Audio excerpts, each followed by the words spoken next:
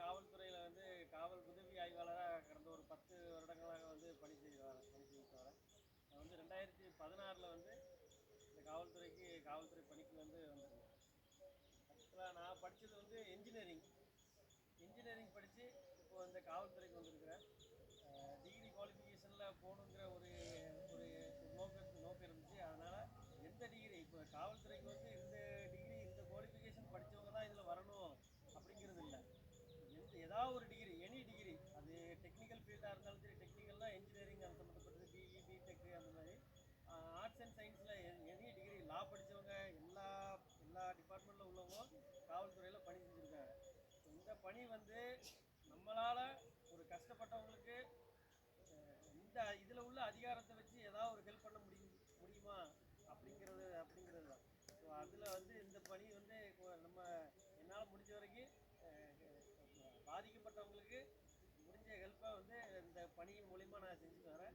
இப்போ இது சார் இந்த இது 8 வருஷமாக வந்து இந்த சிலம்பம் கோச்சு நடைபெறுது. இதில் உங்களை பார்க்கும்போது எனக்கு சந்தோஷமாக இருக்குது. நான் இது வரைக்கும் இந்த மாதிரி இந்த கம்பை எடுத்து இது வரைக்கும் நான் சுற்றினதும் இல்லை, எனக்கு இதை பற்றி ஒன்றும் தெரியவும் இல்லை. அதனால் உங்களை பார்க்கும்போது அது ரொம்ப கொஞ்சம் ஆச்சரியமாக இருக்குது. நான் இப்போ உள்ள இதில் இந்த ஆழ்வார் ஸ்டேஷனுக்கு வந்த பிறகு கூட ஒரு சின்ன பையன் ஒரு 4th ஸ்டாண்டர்டோ படிக்கிறான்னு நினைக்கிறேன். வீட்டில் வந்து அம்மா அப்பா பேச்சை வந்து சுத்தமாக கேட்கவே இல்லை.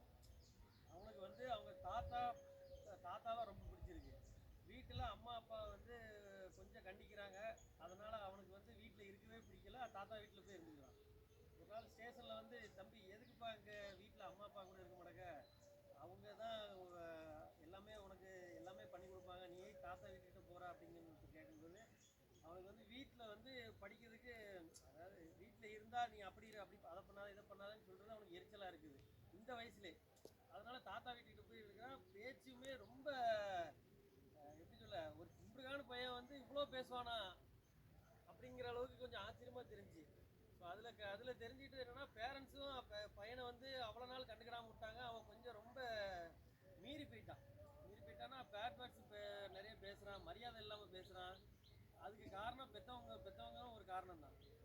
தாத்தா கிட்ட வளரும்போது அவங்களும் சரி சின்ன பையன் பேரன் எப்படினாலும் இருக்கட்டும் அப்படிங்கிற மாதிரி ஒரு இது வச்சுட்டாங்க. அதில் உங்களை பார்க்கும்போது ஒரு குரு சொல்கிறாரு, அதை கேட்டு ஒபே பண்ணி நடக்கிறதுங்கிறது ரொம்ப ஆச்சரியமாக இருக்குது. நல்ல மகிழ்ச்சியாக இருக்குது. அதனால் நீங்கள் குரு சொல்கிறத நல்லபடியாக கேட்டு நடந்துக்கிட்டிங்கன்னா வாழ்க்கையில் நல்ல ஒரு பெரிய நிலைக்கு போகலாம். அதில் எந்த மாற்றமும் இல்லை. மெயினாக சார் சொன்ன மாதிரி ஒழுக்கம், இந்த மாதிரியான ஒரு விளையாட்டு போட்டிகள் ஒரு ஆர்வம் இருக்கும்போது தன்னாக்கில் அது கூட சேர்ந்து ஒரு ஒழுக்கமும் இருந்துச்சுன்னா கண்டிப்பான முறையில் வெற்றி இருக்குது. நம்ம ஒழுக்கத்திலிருந்து என்னைக்கு கொஞ்சம் தவறுதலாக மாறி போனாலே அன்னைக்கு நம்மளுடைய இது வந்து கொஞ்சம் நம்மளுடைய நடவடிக்கைகள் பிற்கால வாழ்க்கையை வந்து கொஞ்சம் மாறதுக்கு வாய்ப்பு இருக்குது. அதனால் படிப்பும் சரி, படிப்பு ஒரு பக்கம் நார்மலாக இருந்தாலும் ஒழுக்கம் வந்து மெயினாக தேவை. ஒழுக்கம்னா ஒரு பெரியவங்க ஸ்கூலில் ஆசிரியர் சொல்கிறத கடைப்பிடிச்சாலே அது பேர் தான் ஒழுக்கம். வீட்டில் பெற்றவங்க சொல்கிறத கேட்குறது, எல்லாத்துக்கும் எதிர்த்து பேசுறது, அந்த மாதிரியான ஒழுக்க சீர்கேடான செயல்களில் ஈடுபடாமல் ஒழுக்கத்தோடு இருந்தாலே நம்ம வந்து வாழ்க்கையில் வெற்றி பெற்றுடலாம். இப்போவுமே உங்களுடைய நோக்கத்தை, அதாவது கோலை நினச்சி வச்சுக்காங்க. அதை நோக்கியான ஒரு ஒழுக்கத்தோட முயற்சி